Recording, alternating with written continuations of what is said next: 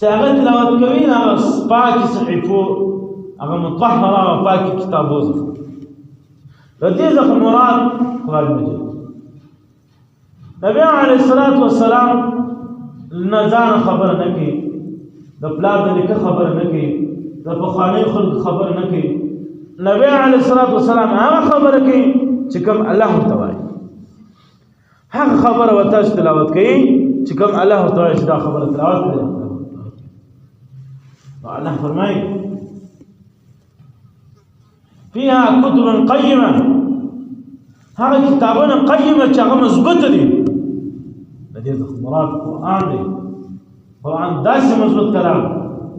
داسي دور كلام داسي تين كلام دي بيا فرح من داسي كلام مثلا